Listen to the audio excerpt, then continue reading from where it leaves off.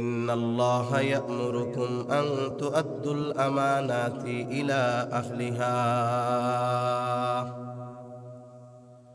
নিশ্চয় আল্লাহ তোমাদেরকে আদেশ দিচ্ছেন। কে আদেশ দেয়? জোরে কোন। আন তু'আদ্দুল আমানাতি ইলা আহলিহা, এক নম্বর আদেশ যে তোমরা আমানত তার হকদারের কাছে ফিরায়া দাও। দুই নম্বর ওয়া ইযা হাকামতুম বাইনান নাস আন তাহকুমু বিল আদল, আর তোমরা যখন মানুষের মধ্যে বিচার আচার করবা, ন্যায় বিচার করবা। আদেশ কয়টা? দুইটা। আমানতদার হও, ন্যায়পরায়ণ হও। এই আয়াতের শানে নুজুল কয়েকটা বর্ণনা আছে। শানে নুজুল হলো আয়াত নাজিল হওয়ার কারণ। আল্লাহ তাআলা এই আয়াতটা কেন নাজিল করেছেন সেই কারণটা একটু সংক্ষিপ্ত সারে আলোচনা করলে পরের কথা বুঝতে সহজ হবে। কয়েকটা বর্ণনা আছে, একটা এবং প্রসিদ্ধ একটি বর্ণনা আপনাদের সাথে একটু শোনাই। রাসূল আকরাম সাল্লাল্লাহু আলাইহি ওয়াসাল্লাম যখন মক্কায়, মুসলমানদের অবস্থা কেমন এটা আমাদের সবার জানা। নবীজি তখন মক্কায় হিজরত করেন নাই, তখনও মদিনায়। ওই জাহেলিয়াতের সময় মক্কার মানুষের কাছে দুইটা কাজ, দুইটা দায়িত্ব ছিল। এটা সম্মানের দায়িত্ব। এই দুই দায়িত্ব যেই গোত্রের কাছে থাকতো, যেই ব্যক্তির কাছে থাকতো, মক্কার মানুষেরা ওই গোত্র আর ওই ব্যক্তিকে আলাদাভাবে মর্যাদা দান করত, আলাদাভাবে সম্মান করত তাদের।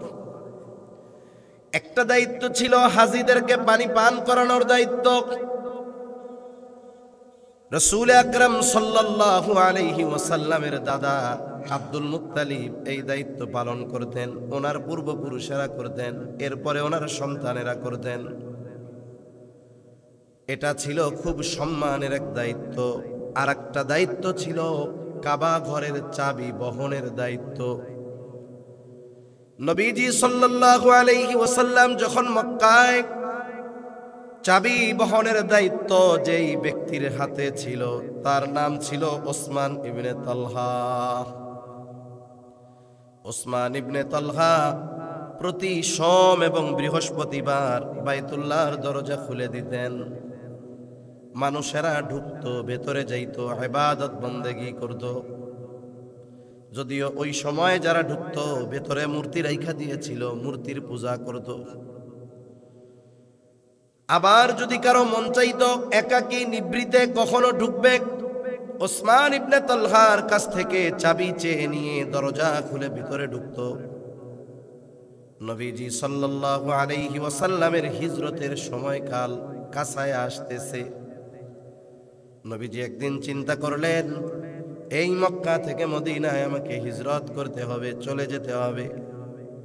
তাহলে আজকে একটু আমি একাকী নীরবে নিভৃতে বাইতুল্লাহর মধ্যে ঢুকি, আল্লাহ তাআলার ইবাদত করি। এই আশায় তিনি ওসমান ইবনে তালহার কাছে বললেন, ওসমান, বাইতুল্লাহর চাবিটা একটু দাও, আমি একটু ভিতরে গিয়ে ইবাদত করব। ওসমান ইবনে তালহা তখনও কাফের, ঈমান এনেছে হুদায়বিয়ার সন্ধির পর। ওই সময় ওসমান ইবনে তালহা কাফের। নবীজি চাবি চাইলেন, ওসমান ইবনে তালহা নবীজিকে চাবি দিল না। নবীজির মনে বড় কষ্ট লাগছে। ওসমান ইবনে তালহার এই আচরণের পর নবীজি বলেন, ওসমান, আজকে তোমার কাছে আমি চাবি চাইলাম, তুমি আমারে চাবি দিলা না। অচিরে এমন এক সময় আসবে যেই সময় এই চাবি আমার হাতে থাকবে, আর ওই দিন আমি যাকে ইচ্ছা তাকে এই চাবি বহনের দায়িত্ব দিব। কিন্তু অবস্থা, পারিপার্শ্বিক পরিস্থিতি বলতেছে এটা কখনো সম্ভব নয়। কারণ মক্কায় মুসলমানেরা যারা ছিল জুলুমের শিকার, না হয় জুলুমের ঠেলায় কেউ আবিসিনিয়ায়, কেউ অলরেডি মদিনায় হিজরত করছে, এদের হাতে আবার চাবি যাবে? ওসমান ইবনে তালহা তখন বলল, ও মুহাম্মদ, এটা কখনোই সম্ভব হবে না যে এই চাবি তোমার হাতে যাবে। তবে শুনে রাখো, যদি কোনোদিন এমনটা হয়ে যায় বাইতুল্লাহর চাবি তোমার হাতে, ওই দিনটা হবে কুরাইশদের জন্য সবচাইতে লজ্জার দিন। নবীজি এবার বললেন, উসমান, যেই দিন চাবি আমার হাতে আসবে ওই দিনটায় কুরাইশরা সবচাইতে সম্মানিত হবে।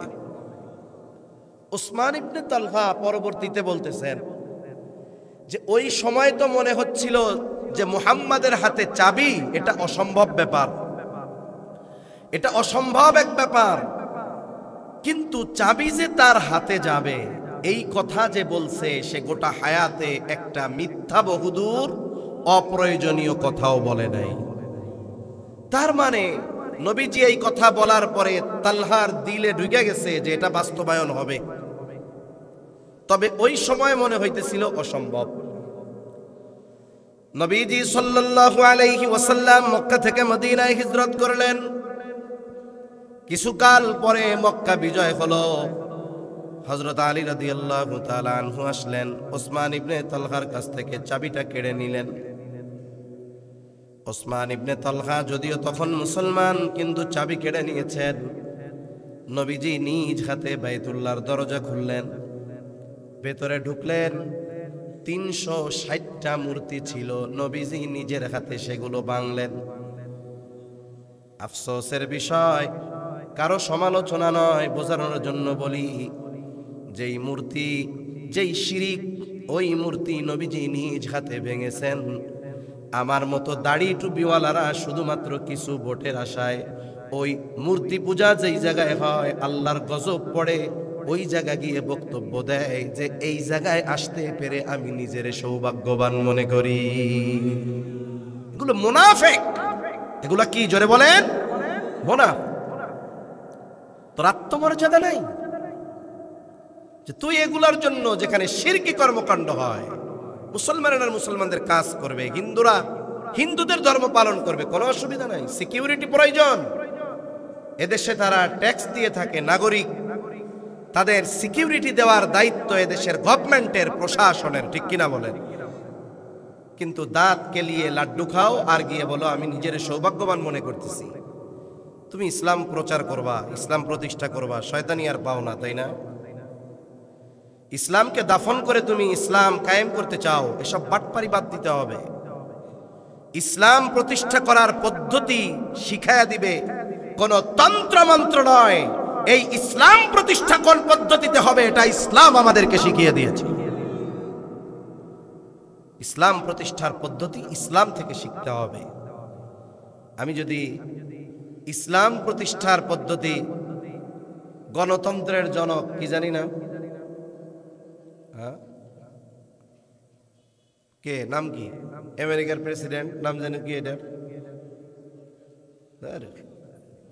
ভুলে গেছি। আরে আমেরিকার প্রেসিডেন্ট তো ট্রাম্প, কিন্তু গণতন্ত্রের ইয়া জানি কেনা, আব্রাহাম লিঙ্কন। ইসলাম প্রতিষ্ঠা করবা তুমি আব্রাহাম লিঙ্কনের থিওরি ফলো করে, এটা কিয়ামত পর্যন্ত সম্ভব নয়। নবীজি ঢুকলেন। মনে রাখবেন, কেউ যদি মদ খায়, হারাম বলে মদ খায়, ওর পাপ হবে, কাফের হবে না। কেউ মদ খায় না কিন্তু মদকে হারাম মনে করে না, ও কাফের, কোনো সন্দেহ নেই। তাহলে মদ খেয়েও ইমানদার থাকতে পারে, আর মদ না খাইয়াও বেঈমান হতে পারে। এজন্য মনে রাখতে হবে। অনেকে একটু অ্যালার্জি ঢুকবে যে হুজুর কি কয় এগুলা, এটুক কথা চিন্তা করবেন, তাহলে আপনার মনের যে খুশখুশি আর অ্যালার্জি এটা অটোমেটিক আশা করি চলে যাবে। নবীজি সাল্লাল্লাহু আলাইহি ওয়াসাল্লাম ঢুকলেন। ৩৬০টা মূর্তি নবীজি নিজের হাতে ভাঙলেন। বাইতুল্লাহর চত্বরে নবীজি সাহাবা একরামকে নিয়ে বসা। এই চাবি বহনের দায়িত্ব এখন কার হাতে দেওয়া হবে? ওসমান ইবনে তালহা যদিও ইমানদার, কিন্তু চিন্তা করতেছে ওই তো হিজরতের আগে আমি নবীজিরে চাবি দেই নাই, বাইতুল্লাহ ঢুকতে দেই নাই, এটা তো আজকে আমার আর চাবি আমার হাতে আসবে না। সাহাবা একরাম ওই সময় জানতে পারছে নবীজিরে চাবি দেয় নাই।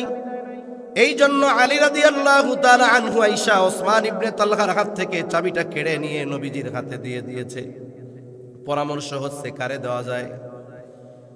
নবীজির চাচা আব্বাস রাদিয়াল্লাহু তাআলা আনহু বললেন, ইয়া রাসূলুল্লাহ, হাজীদের পানি পান করানোর জিম্মাদারি যেমন কুরাইশ বংশের, এই চাবি বহনের দায়িত্বটাও কুরাইশ বংশের হাতে দিয়ে দেওয়া হোক।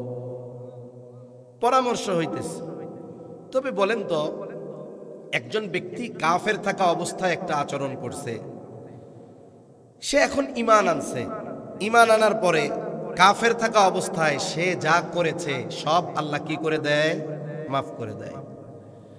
ইন্নাল ইসলাম ইয়াহদিমু মা কানা ক্বাবলাহু, নবীজি সাল্লাল্লাহু আলাইহি ওয়াসাল্লাম বলেন, ইসলাম যদি কেউ কোনো কাফের ইসলাম গ্রহণ করে, অতীতের যা আছে সব ইসলাম মিটায় দেয়, রাগ ক্ষোভ থাকবে না, যত খারাপ আচরণ করুক সব তার জন্য ক্ষমা হয়ে যায়। এরপরেও সাহাবা একরামের মনের চিন্তা যে চাবি আর তার হাতে ফেরত দেওয়া হবে না। কিন্তু নবীজি যদি চাবি তার হাতে না দেন, তাহলে মানুষেরা মনে করবে ওই যে হিজরতের আগে চাবি দেয় নাই, এই জন্য মনে হয় দায়িত্ব কেড়ে নিয়েছে। কিন্তু আমার আল্লাহ চায় তার হাবিবের মহানুভবতাকে আরো ফুটিয়ে তুলতে, তার এই ক্ষমার গুণকে আরো বড় করতে চায়। এই জন্য আল্লাহ তাআলা আদেশ দিলেন, পয়গম্বর, এই চাবি বহনের জিম্মাদারি আপনি ওই ওসমান ইবনে তালহার হাতে আবার ফিরিয়ে দেন। এই আয়াতের মধ্যে মূলত ওই দায়িত্বটাকে আমানত বলা হয়েছে। আল্লাহ তাআলা বলেন, ইন্নাল্লাহা ইয়া'মুরুকুম আন তুআদ্দুল আমানাতি ইলা আহলিহা। আল্লাহ তাআলা বলেন, নিশ্চয়ই আল্লাহ তোমাদের আদেশ করতেছেন যে তোমরা আমানত তার হকদারের কাছে ফিরায় দাও। এই আয়াতটা নাজিল হইছে দায়িত্ব ফিরায় দেওয়াকে কেন্দ্র করে। তার মানে নবীজিকে আল্লাহ তাআলা বলেন, ও পয়গম্বর, এই চাবি বহনের দায়িত্ব, যেই আমানত ওসমান ইবনে তালহার হাতে ছিল, আপনি আবার এই দায়িত্ব তার হাতে ফিরায় দেন। তাহলে একটা বিষয় আশা করি বুঝতে পারবেন যে দায়িত্বকেও আমানত বলা হয়। দায়িত্বকেও কি বলা হয়? আমানত বলা হয়। যদিও এই আয়াতে দায়িত্বকে কেন্দ্র করে আমানত এই বিষয়টা বলা হয়েছে, তবে মুফাসসিরিনে কেরাম বলেন, শব্দটা যেহেতু ব্যাপক, অনেক কিছুকে অন্তর্ভুক্ত করে, এই জন্য আল্লাহ তাআলা মূলত সব ধরনের বিষয় যেগুলোর সাথে আমানতের সম্পৃক্ততা আছে, এই ধরনের সব বিষয়ে আমানতদার হওয়ার নির্দেশ দিয়েছেন কে? আরো জোরে বলেন কে? দুনিয়াতে যদি আমল কম হয়, ঈমান যদি ঠিক থাকে, আমল কম, তবে যেগুলো করা দরকার ওইগুলো করছে। নফল আমল কম, নফল সিয়াম কম, নফল সালাত নামাজ কম, কিন্তু ঈমান খাঁটি আছে, নাজাত হবে কি হবে না? قال رسول الله صلى الله عليه وسلم أخلص دينك يكفيك العمل القليل। নবীজি সাল্লাল্লাহু আলাইহি ওয়াসাল্লাম বলেন, তোমার ঈমান খাঁটি করো, অল্প আমল নাজাতের জন্য যথেষ্ট হবে। তার মানে ঈমান যদি ত্রুটি মুক্ত হয়, আমল যদি কম হয়, নাজাতের বিশ্ব সুযোগ আছে। কিন্তু ঈমান যদি ত্রুটিযুক্ত হয়, ভঙ্গুর হয়, দুর্বল হয়, আমল যদি আসমান সমপরিমাণও হয়, নাজাতের ব্যাপারে নিশ্চয়তা দেওয়া যায় না। ঈমান কিছু গুণাবলী অর্জনের মাধ্যমে ত্রুটি মুক্ত হয়, মজবুত হয়। যেই গুণগুলো অর্জন করলে ঈমান ত্রুটি মুক্ত আর মজবুত হয়, এর মধ্যে অন্যতম একটি গুণ হলো আমানতদারিতা। এই আমানত শুধু আমলের সাথে সম্পৃক্ত নয়, আমানতদারিতা ঈমানের সাথে সম্পৃক্ত। সজাগ আছেন তো? একটু আওয়াজ করে তাকবীর দেন, নারায়ে তাকবীর। আরো জোরে নারায়ে তাকবীর। মাশাআল্লাহ। আমার আগে তো আব্দুল মালিক ধলেশ্বরী ভাই বয়ান করছে, উনি তো দীপ্ত কণ্ঠে বয়ান করে মাশাআল্লাহ। কিন্তু আমি দেখতে শুনতে পোল্ট্রি মুরগির মতো, বলো পোল্ট্রি মুরগির মতো। দেশি মুরগি চিকন, কিন্তু একটা পোল্ট্রিরে এক লাথি মারবো কায়দে পড়ে থাকবো। স্বাস্থ্য মাস্ত এরকম দেখা যাইতেছে, কিন্তু অবস্থা পোল্ট্রি মুরগির মতো। এই জন্য অনেক চিল্লে কইতে পারি না, ঘুম টুম যেন না আসে। মানে অনেক জায়গায় অনেকে মোহাব্বত করে, যারা আইসা কথা বলে 95% লোক এক ধরনের কথা কয়। কি কয়? কয় হুজুর আপনার ওয়াজ ছেড়ে দিয়া ঘুমাই। আমি মনে মনে চিন্তা করি, বলে ওয়াজে আমল করো না, খালি ঘুমাও। হুজুর কোনো চিল্লা চিল্লি নাই, ঠান্ডাভাবে বলেন তো, ঘুম না আসলে আপনার ওয়াজটা ছেড়ে দিয়া ঘুমাই। আমি বললাম হায় রে আল্লাহ, আমার ওয়াজ হওয়ার দরকার ছিল যে তোর ঘুম থাকবো না, তুই আমার ওয়াজ শুনে ঘুমাস। তা অনেক সময় এমন হয় যে দেখা যায় সামনে যারা আছে এরাও মোটামুটি যেভাবে বলি এনাদেরও ঘুম টুম চলে আসে। এজন্য মাঝে মধ্যে দুই একটা কথা এখন বলি আর কি, তাহলে একটু বোঝা যায় যে সজাগ টজাগ আছে কিনা। তাহলে ঈমান যেই গুণগুলো অর্জন করলে মজবুত হয়, ত্রুটি মুক্ত হয়, এর মধ্যে অন্যতম একটি গুণ হলো আমানত। এটা শুধু আমলের সাথে সম্পৃক্ত গুণ না, ঈমানের সাথেও সম্পৃক্ত গুণ। এজন্য নবীজি সাল্লাল্লাহু আলাইহি ওয়াসাল্লাম আমানতদারিতার ব্যাপারে বলেন, লা ঈমানা লিমান লা আমানাতা লাহ। নবীজি বলেন, যার মধ্যে আমানতদারিতা নাই তার ঈমান নাই। যে খেয়ানতকারী, মানে যার মধ্যে আমানতদারিতা নাই, সে হলো খেয়ানতকারী। খেয়ানত করা এটা মুনাফিকের স্বভাব, আর আমানতের হেফাজত করা এটা মুমিনের স্বভাব। এমনি বলে যে আগুন পানি কোনো সময় এক জায়গা হয় না, এটা হলো স্বাভাবিক হিসাব। আপনি যদি ওই পানির মধ্যে অন্য ধরনের কোন রাসায়নিক দ্রব্য দেন, পানির উপরে আগুন ধরে যাবে। কিন্তু স্বাভাবিক হিসাব কি? পানি আর আগুন এটা একসাথে হয় না। স্বাভাবিক হিসাব, যেই পরিমাণ আগুন, ওই পরিমাণ যদি প্রোটেকশন দেওয়ার মতো পানি হয়, তাহলে ওই আগুন রে নিভাই দিতে পারবে। কিন্তু আগুন যদি শাহজালাল এয়ারপোর্টের ওই কার্গো ইসের মতো ধরে, তাইলে ওই যে ফায়ার সার্ভিস, ওইটার ফুসফুস পানি দিয়া কাজ হবে না। আমানতদারিতা এটা মুমিনের ভূষণ। আমানতের খেয়ানত করা মুনাফিকের আলামত। মুনাফিকের আলামত গুলার মধ্যে অন্যতম হলো ইদা তুমিনা খানা। মুনাফিক আমানতের খেয়ানত করে, আর মুমিন জীবন চলে যায় যাক, তবুও কখনো আমানতের খেয়ানত সে করবে না। তাহলে খেয়ানতকারী সে কখনো প্রকৃত মুমিন হতে পারে না। এখন এই আমানতদারিতা অর্জন করা দরকার। আমল কম হোক, আমার ঈমান তো ঠিক দরকার, ঠিক না? এখন আসেন অল্প কয়েকটা বিষয়ে জানব। আমানতদারিতা কোন কোন ক্ষেত্রে হয়, অল্প কয়েকটা বিষয় যদি আমরা জানি, মনে রাখি, আমল করি, আশা করি আমানতদার হওয়া সহজ হয়ে যাবে। এক নাম্বার, আমানতদারিতা হয় লেনদেন আদান প্রদানের মধ্যে। দেনা পাওনার মধ্যে আছে আমানতদারিতা। কেউ যদি আমার কাছে কোনো বস্তু, কোনো টাকা পয়সা, ধন দৌলত, সম্পদ আমানত রাখে, যদি কখনো এমনটা হয় ওই আমানতের হকদার সেটা ভুলে গেছে, সে ভুলে যায় যাক, আল্লাহ তাআলার আদেশ আমার আপনার উপর যে নিজ দায়িত্বে ওই আমানতের বস্তু হকদারের কাছে পৌঁছায়া দিতে হবে। কারণ মানুষের সম্পদ যদি আমার আপনার কাছে থাকে, সেটা আমানত হোক, সাধারণ জমা জামানত হোক, অথবা সেটা কোনো ঋণ কর্জ হোক, সাথে সাথে অনেক সময় আত্মীয় সম্পর্ক যাদের সাথে থাকে, অনেকের সাথে জমি জমার বিষয় থাকে, ওয়ারিসি সম্পদ থাকে। অনেকের এরকম থাকে যে বোনরা জানে না সম্পদ কি আছে, ভাইরা কয় আলহামদুলিল্লাহ। কেন কয়? ওই যে বোনরা তো জানে না, তার মানে এটা মেরে খাওয়ান যাইব। বোন জানুক আর না জানুক, হক তো তার, ফিরিয়ে দেওয়ার আদেশ আমাদের দিয়েছেন কে?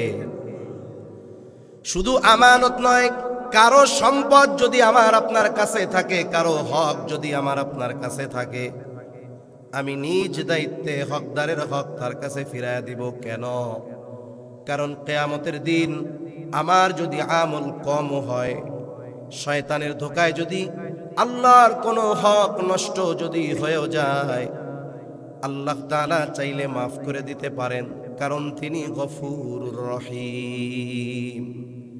কিন্তু কোনো মানুষ যদি আমার আপনার কাছে কোনো হক পাওনা থাকে, কিয়ামতের দিন ওই ব্যক্তি যদি তার হক দাবি করে, টাকা পয়সা জমি দিয়ে হক আদায় করা যাবে না, সেই দিন আমার নেকি দিয়ে অথবা তার গুনাহ নিয়ে হক আদায় করতে হবে।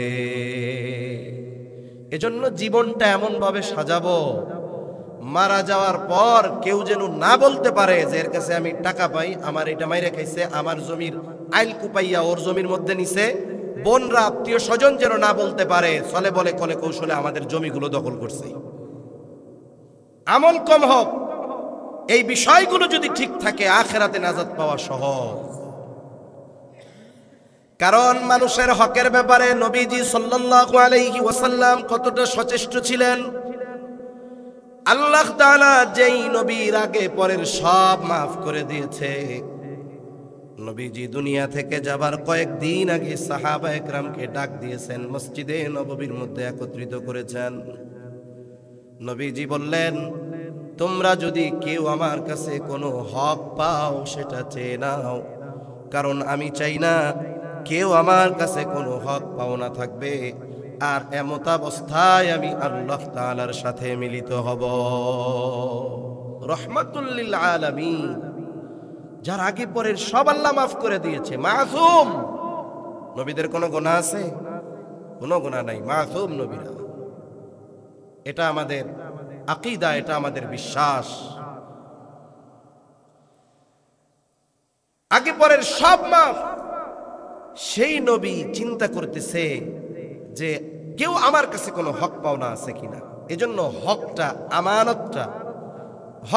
আমানত সম্পৃক্ত হোক, জামানত হোক, অথবা আমি কারো কাছে ঋণ ছিলাম দেই নাই, দোকান বাকি আছে না নাই, এরকম কত লোক আছে না, দোকানে বাকি খাতা লেখে, এটা হলো আজীবন বাকি। কেউ যেন আমার কাছে একটা টাকাও পাওনা না থাকে। মানুষের সাথে মানুষের আচরণগত হকও আছে। কিয়ামতের দিন হিসাব কত জটিল। নবীজি সাল্লাল্লাহু আলাইহি ওয়াসাল্লাম আর হাদিসের মধ্যে বলেন, সেই দিন আসার আগে তোমরা সতর্ক হয়ে যাও, যেই দিন আল্লাহ তাআলা বাদী বিবাদীর ভিতরে ফয়সালা করে দিবেন। কোন দিন? ওই কিয়ামতের দিন। নবীজি বলেন, দুনিয়াতে কেউ যদি কথার দ্বারা কারো হক নষ্ট করে, কথার দ্বারা, আমার পাশে বসে আছেন যিনি, উনি আমার মুরব্বী, ওনার হক আমার কাছে কি, চিনি আর না চিনি, হক হইল ভালো আচরণ। আমি যদি এখন ওনার সাথে খারাপ আচরণ করি আর যদি ক্ষমা না চাই, উনি যদি আমারে মাফ না করে, তাহলে আমি আচরণগত হক নষ্ট করলাম, মাফও চাই নাই, উনিও মাফ করে নাই। নবীজি বলেন, ওই দিন আসার আগে সতর্ক হয়ে যাও, যেই দিন আল্লাহ বাদী বিবাদীর ভিতরে ফয়সালা করবে।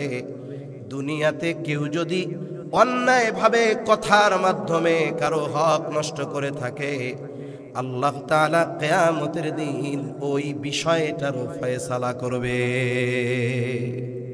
একজন বড়, আমি তার সাথে খারাপ আচরণ করছি, হক নষ্ট করছি তার, এটার হিসাবও কিয়ামতে করবেন কে? আরো জোরে বলেন, কে? আল্লাহ করবে। তাহলে কেউ যদি আমার কাছে সম্পদ পায়, টাকা পয়সা পায়, জমি পায়, কারো আমানত যদি আমি নষ্ট করি, এটা কি ঠিক হবে?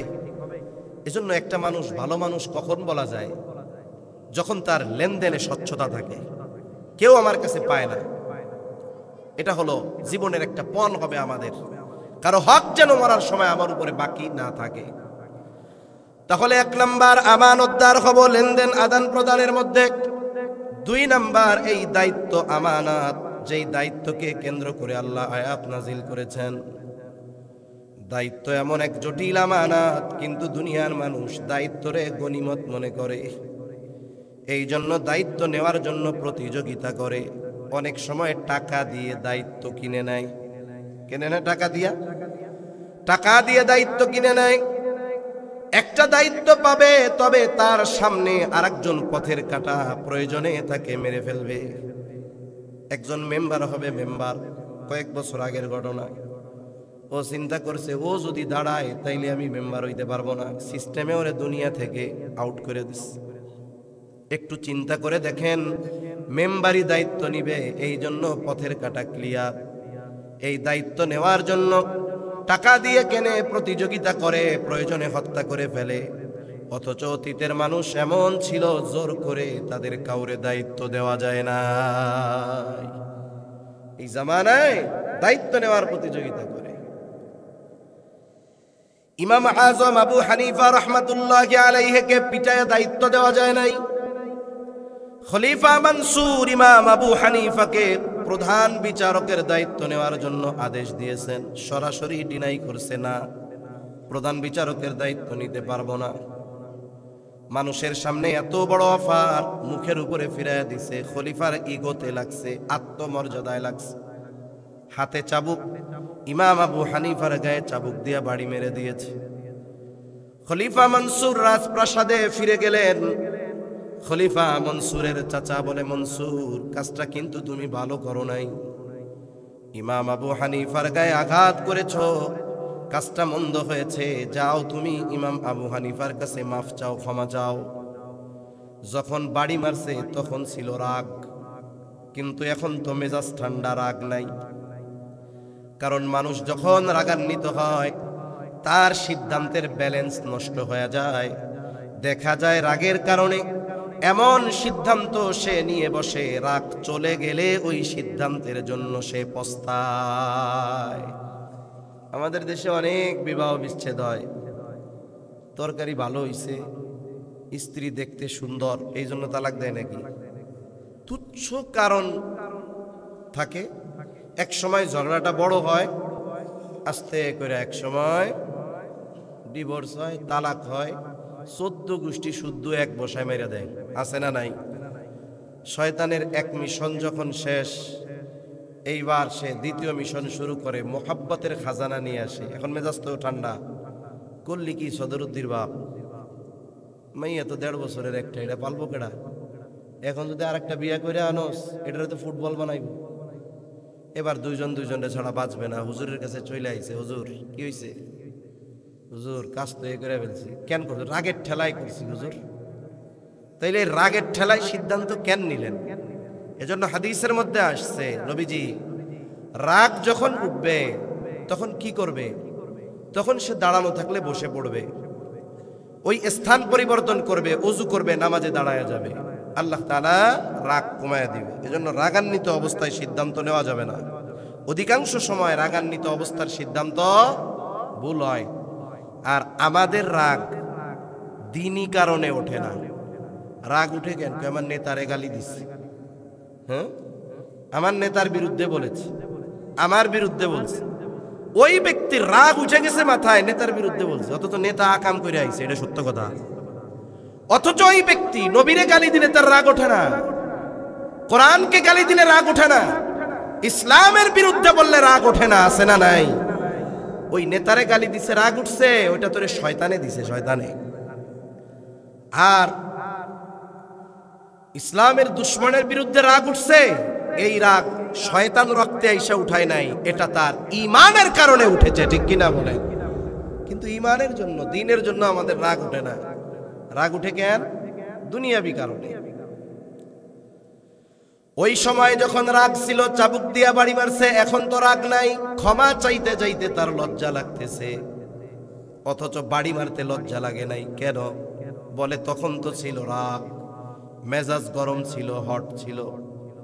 এখন মেজাজ ঠান্ডা, এই জন্য ক্ষমা চাইতে যাবে, ভালো কাজ, এটাও তার কাছে লজ্জা লাগে। খলিফা মনসুর তার বিশ্বস্ত একজন লোককে পাঠায় দিছে, যাও আমার পক্ষ থেকে ইমাম আবু হানিফার কাছে ক্ষমা চাইবা। সাথে সাথে 1 থলে স্বর্ণ মুদ্রা দিয়ে বলছে, যাও এটা বলবা আমার পক্ষ থেকে তার জন্য হাদিয়া। লোকটা ইমাম আবু হানিফার কাছে গিয়ে বলে, ইমাম, খলিফা লজ্জিত, আপনার সাথে যে আচরণ করেছে এই জন্য মাফ করে দেন। ইমাম আবু হানিফা বলে, হ্যাঁ মাফ করে দিলাম। এইবার ওই লোকটা স্বর্ণ মুদ্রার থলে হাতে দিয়ে বলে, খলিফা এটা আপনার জন্য হাদিয়া দিছে, আর আপনি যদি এই হাদিয়া গ্রহণ করেন তাইলেই খলিফা সুনিশ্চিত যে আপনি তারে মাফ করছেন, আর যদি হাদিয়া না নেন তাইলে ভাববে আপনি মাফ করেন নাই।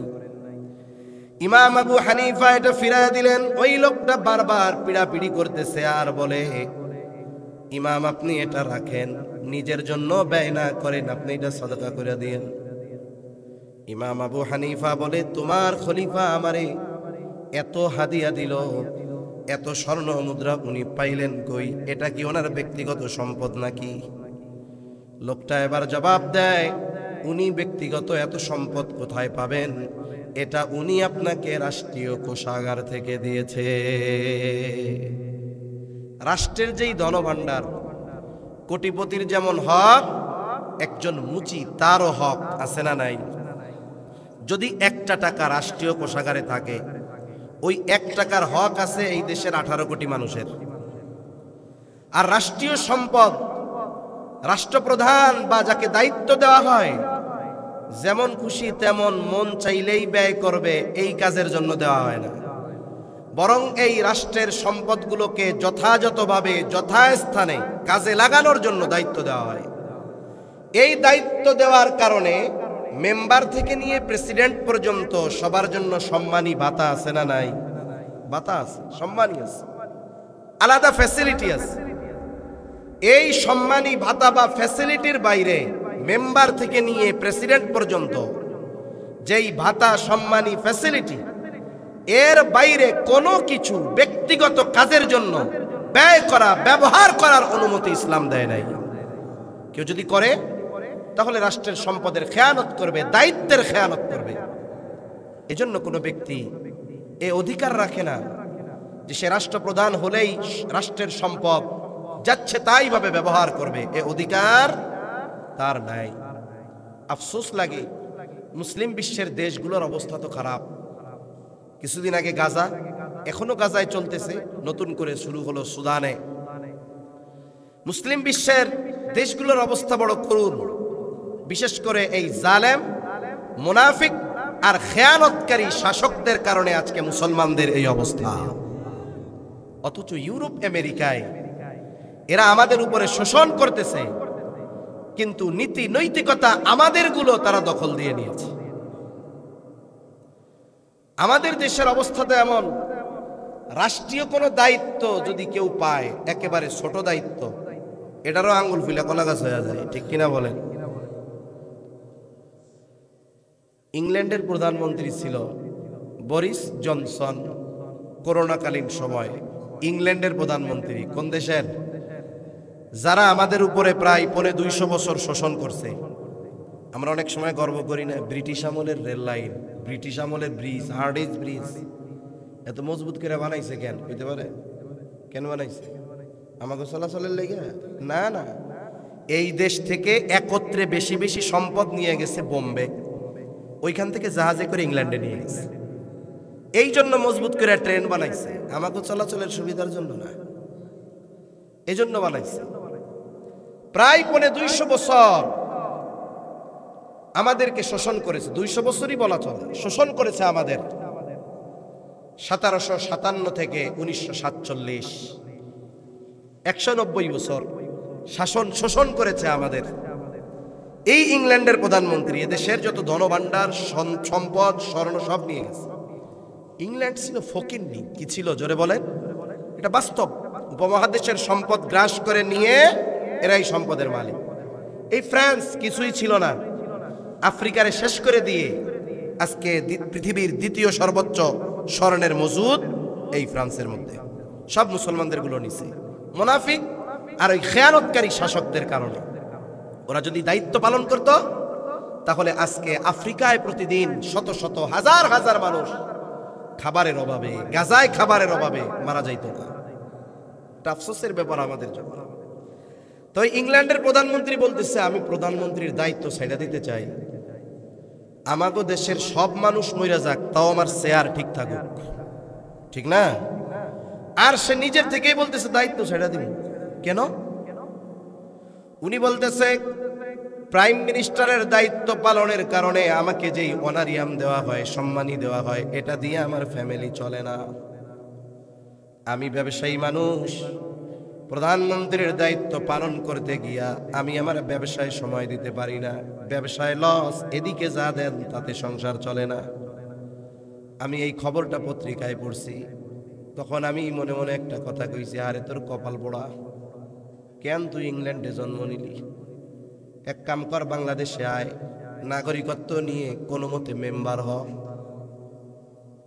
তুই এই দেশের মেম্বার হতে পারলে ইংল্যান্ডে গিয়ে 2-4টা বাড়ি কিনতে পারবি। বাংলাদেশের এক এমপির 500-র উপরে বাড়ি ইংল্যান্ডে। আল্লাহু আকবার, চিন্তা করেন তো, 500-র উপরে বাড়ি। এটা হলো একজন MP, member of parliament, say minister নয়। তাইলে মিনিস্টার যারা, এরা কি করছে? আল্লাহু আকবার, আল্লাহ ভালো জানে কি করছে। তাহলে দায়িত্ব আমানত। ইমাম আবু হানিফা এবার বললেন, তুমি এগুলো ফেরত নিয়ে যাও, খলিফারে বলবা রাষ্ট্রের সম্পদ ব্যক্তিগত কাজে ব্যবহার করার কোনো সুযোগ নাই। রাষ্ট্রীয় দায়িত্ব পালনে যেই ভাতা তাকে দেওয়া হয়, এই ভাতার বাইরে যদি 1টা টাকাও ব্যক্তিগত কাজে ব্যয় করে, খেয়ানত হবে। আর এই সম্পদ হেফাজত করা তার দায়িত্ব, এই সম্পদ হেফাজতের দায়িত্ব তার উপরে আমানত। কঠোর ভাষায় বলে দিচ্ছে, লোকটা চলে গেছে সম্পদের থলে নিয়ে। ইমাম আবু হানিফার ব্যাপারে এবার সাজায়া অভিযোগ দিচ্ছে, মিথ্যা কথা। ও খলিফা, আপনার হাদিয়া তো রাখেই নাই, উল্টা আপনারে মুনাফিক কইছে, খেয়ানতকারী কইছে, ফুসলায়া ফাসলায়া রাগ বানায়া দিছে। এইবার ফোর্স পাঠায়া দিছে, যাও, কত বড় সাহস আমারে খেয়ানতকারী বলে। জেলখানার মধ্যে আটকানো হলো ইমাম আবু হানিফাকে। প্রতিদিন চাবুক দিয়ে আঘাত করা হয় আর বলা হয় প্রধান বিচারকের দায়িত্ব গ্রহণ করলে ছেড়ে দেওয়া হবে। ইমাম আবু হানিফা চাবুকের আঘাত সহ্য করেছে, তবু প্রধান বিচারকের দায়িত্ব নেয় নাই। ঐতিহাসিকদের থেকে 2 বর্ণনা। ইমাম আবু হানিফা যখন দায়িত্ব নেয় না, খলিফা মনসুর খাবারের সাথে বিষ প্রয়োগ করে ইমাম আবু হানিফাকে হত্যা করে ফেলছে। আর এক বর্ণনা, উনি যখন প্রচন্ড অসুস্থ, ওনারে ছেড়ে দিয়েছে, তবে গৃহবন্দী করে ফেলছে। এমত অবস্থায় ইমাম আবু হানিফা দুনিয়া থেকে বিদায় নিয়েছেন। যখন উনি গৃহবন্দী, ওনার শাগরেদরা জিজ্ঞাসা করে, ইমাম উস্তাদ, যেই দায়িত্ব নেওয়ার জন্য আপনার উপরে এত জুলুম, এত অত্যাচার, ওই দায়িত্ব নেওয়ার জন্য যত যোগ্যতা দরকার সব আল্লাহ তাআলা আপনাকে দিয়েছে। আপনি এত জুলুম সহ্য করলেন, অথচ দায়িত্ব নিলেন না, কারণ কি? ইমাম আবু হানিফা বলেছিলেন, শোনো, যেই দায়িত্ব আমি নেই নাই, ওই দায়িত্বের ব্যাপারে আল্লাহ তাআলার সামনে আমাকে জবাবদিহিতার কাঠগড়ায় দাঁড়ানো লাগবে না। কারণ আল্লাহ তাআলা যাকে যেই দায়িত্ব দিয়েছে, যে যে দায়িত্ব গ্রহণ করেছে, সেই দায়িত্বের ব্যাপারে জবাবদিহিতা দিতে হবে কার কাছে? নবীজি বলেন, কুল্লুকুম রাঈন ওয়া কুল্লুকুম মাসউলুন আন রাইয়াতিহি। নবীজি বলেন, তোমরা প্রত্যেকেই দায়িত্বশীল, প্রত্যেককে তার দায়িত্বের ব্যাপারে জিজ্ঞাসা করা হবে। উনি বলতেছে, আমার যেই দায়িত্ব নাই, আমি এই ব্যাপারে জিজ্ঞাসিত হব না। দায়িত্ব নেবার পর যদি কোনো ত্রুটি বিচ্যুতি হয়ে যায়, আল্লাহ তাআলার সামনে জবাবদিহিতার কাঠগড়ায় দাঁড়ানো লাগবে। এই ভয়ে প্রধান বিচারকের দায়িত্ব নেয় নাই। অথচ আমার দেশ একটা পত্রিকা আছে, ওই পত্রিকার মধ্যে পড়লাম, গত সময়ে 5 জন বিচারক অবিচার করার মাধ্যমে সুপ্রিম কোর্টের 5 জন বিচারকের পদোন্নতি হয়েছে অবিচার করার কারণে। অবিচার করছে মানে যে খালাস পাবে ওরে ফাঁসি দিয়ে দিচ্ছে, যে নিরপরাধ 15 বছর জেল দিয়ে দিচ্ছে। খুশি হয়ে গেছে শাসক, তোর মতো বিচারক দরকার, তোর প্রমোশন। আর যেগুলো ন্যায় বিচারক ওইগুলোরে বহায়া রাখছে। সিনিয়র যখন জুনিয়র, জুনিয়র যখন সিনিয়র হয়ে গেছে, লজ্জায় এমনি চাকরি ছেড়ে দিচ্ছে। তাহলে ইমাম আবু হানিফা রাহমাতুল্লাহি আলাইহি দায়িত্বকে আমানত মনে করেছেন, আমানতদারিতার চিন্তায় তিনি দায়িত্ব নেন নাই। আবু দাউদের এক বর্ণনা আছে, নবীজি বলেন, তোমাদের কাউকে যখন কোনো সরকারি দায়িত্ব দেওয়া হয়, কেউ যদি ওই দায়িত্বের সুচ পরিমাণ খেয়ানত করে, সুচ চিনেন আপনারা? কয় লাখ টাকা দাম? ও, দুইটাই পাওয়া যায় বাংলাদেশ। আমাদের দেশে আবার বালিশের দাম 70,000 টাকা। তো এজন্য পেরেশানিতে থাকি। দেখা গেল টাঙ্গাইলের ঘাটালে সুচের দাম 1 লাখ টাকা। হইতে অসম্ভব কোনো কিছু না। এক নারকেল গাছ কাটছে, এক নারকেল গাছ কাটার বিল হয়েছে 27 লাখ টাকা। আমি চিন্তা করি, আরে এই গাছ কত সৌভাগ্যবান, আর এই গাছ যে কাটছে, ওরে বাবা, 1 টাকা 2 টাকা দাম একটা সুয়ের। নবীজি বলেন, কেউ যদি এই সুচ পরিমাণ খেয়ানত করে, নবীজি বলেন কিয়ামতের দিন ওই ব্যক্তি খেয়ানতের বোঝা নিয়ে আল্লাহর সামনে হাজির হবে। এজন্য সাবধান, দায়িত্ব সরকারি হোক আর বেসরকারি হোক, খবরদার দায়িত্বের খেয়ানত কখনো করা যাবে না।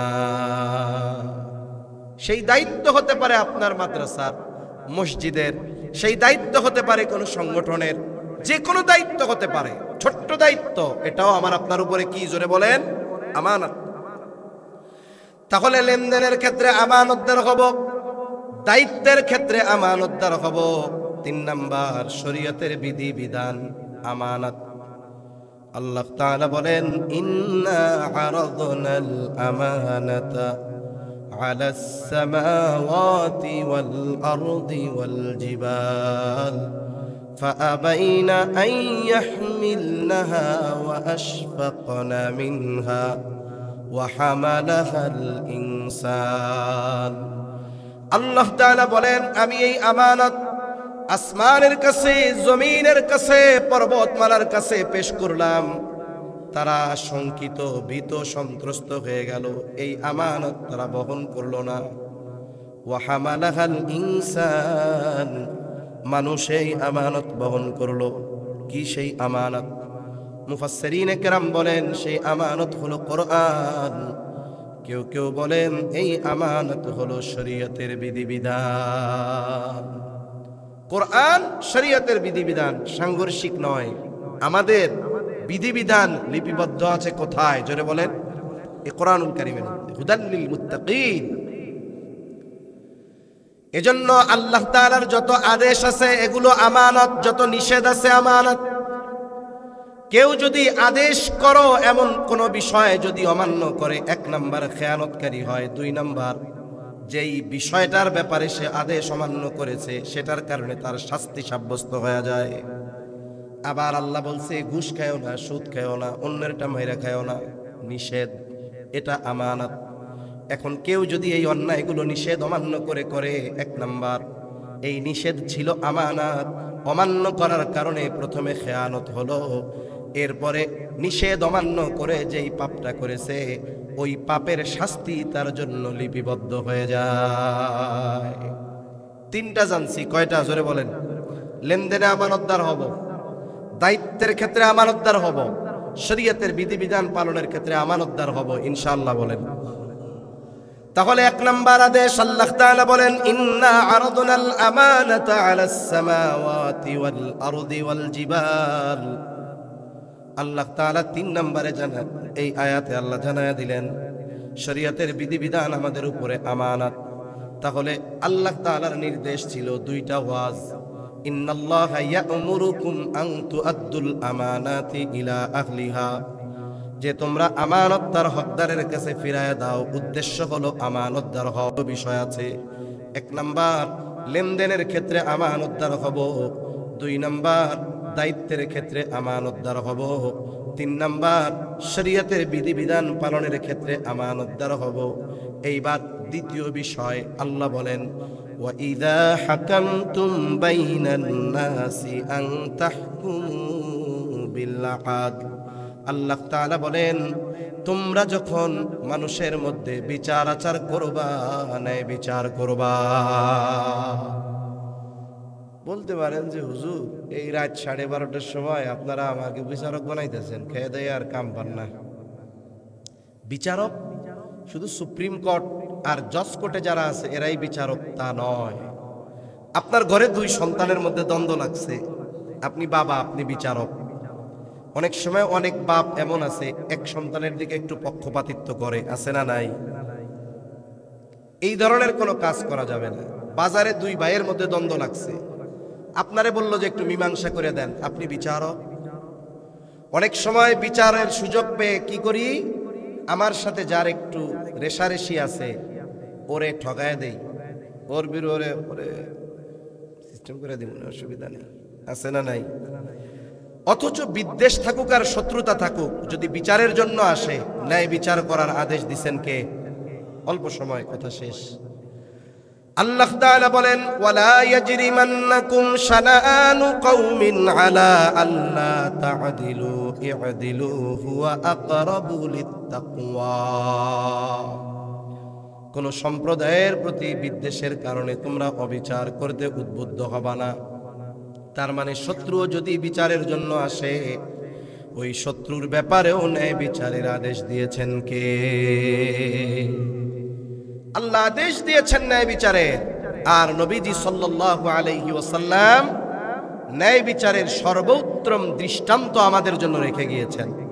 হাদিস থেকে একটা ঘটনা শোনায়া আলোচনা শেষ করে দেই, কষ্ট হবে না তো? নবীজি সাল্লাল্লাহু আলাইহি ওয়াসাল্লামের কাছে বিচার আসছে। নবীজি তো বিচারক। মসজিদে নববীর মেম্বারে বসা শুধু ওয়াজ নসিহত হইতো না, ওই মেম্বারে বসে গোটা দুনিয়া পরিচালনা হইতো, ঠিক কিনা বলেন? কিন্তু আমাদের মসজিদের মেম্বারগুলো থেকে আমরা জান্নাত আর জাহান্নামের কথা ছাড়া কিছু কইতে পারি না। একটু যদি রাষ্ট্র পরিচালনার বিষয়েও কিছু বলা হয়, রাজনীতি করেন না, অবস্থা হলো এরকম।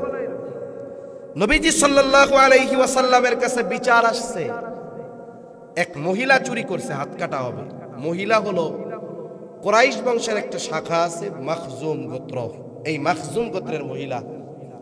কুরাইশ গোত্রের 3টা শাখা, একটা হলো হাশেমি, একটা উমাইয়া আর একটা মাখজুম। আমার আপনার নবীজি দুনিয়ায় এসেছেন কুরাইশ বংশের হাশেমি শাখা। এটা হলো পৃথিবীর সবচাইতে সম্মানিত গোত্র বংশ। এই কুরাইশ বংশের একটা শাখা হলো মাখজুম গোত্র। বংশ তো এক, শাখা হয়তো ভিন্ন। মহিলা চুরি করছে, শাস্তি হাত কাটা। নবীজি সাল্লাল্লাহু আলাইহি ওয়াসাল্লাম হুজরার ভেতর সাহাবায়ে কেরাম যখন জানতে পারলো এই মহিলা কুরাইশ বংশের মহিলা, গোত্র যদিও ভিন্ন, নবীজির বংশের মানুষ, সাহাবায়ে কেরাম নবীকে যেমন মোহাব্বত করে, নবীর বংশকেও এরকম মোহাব্বত করে। তারা চিন্তা করল, কুরাইশ বংশের এই মহিলার হাত যদি কাটা হয়, তাহলে পরের দিন মুনাফিকরা বলা শুরু করবে, দেখ নবীর বংশের মহিলা এটা চোর। আমাদের সমাজে কিছু খারাপ অভ্যাস আছে, আপনাদের এলাকায় এরকম বংশগোত্র আছে না? কি কি আছে কোন তো? শেখ, খান, সৈয়দ, মন্ডল। আচ্ছা, মনে করেন বোঝানোর জন্য, মন্ডল গোত্রের একটা ছেলে চুরি করছে। বলেন তো এই চুরির দায় শুধু ওই ছেলের না গোটা গোত্রের? কেন কেলাই কেন? হ্যাঁ, তাইলে আপনার গোষ্ঠীর একজন যদি চুরি করে সেই গুনাহ আপনার হইব? তাইলে এবার কোন চুরি করলো একজন মন্ডল গোত্রের, অপরাধ কি গোটা গোত্রের? কার? শুধু ব্যক্তির, যিনি করছে তার। কিন্তু ওই সময় মুনাফিকদের অভ্যাস কি ছিল? আমাদের সেই অভ্যাসটা আছে।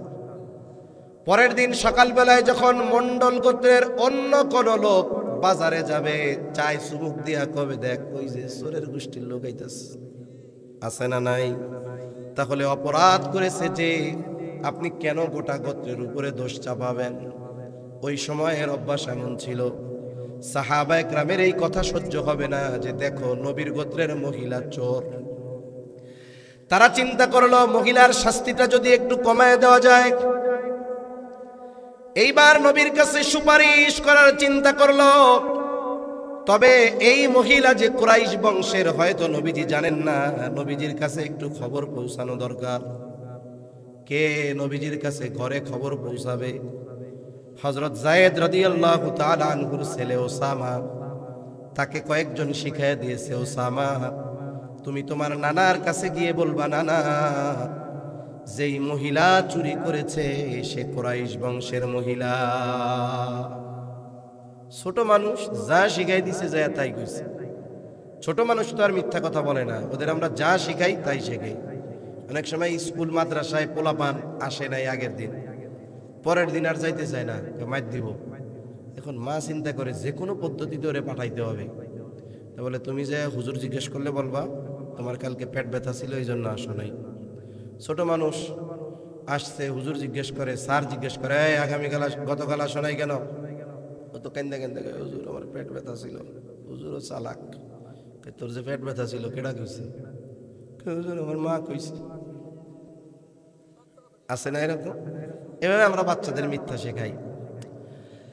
ওসামা গিয়ে বলছে, নানা যেই মহিলা চুরি করেছে কুরাইশ বংশের মহিলা। নবীজির বুঝতে বাকি নাই, এই কথা ওসামা নিজের থেকে বলে নাই, ওসামারে কেউ শিখাইয়া দিছে।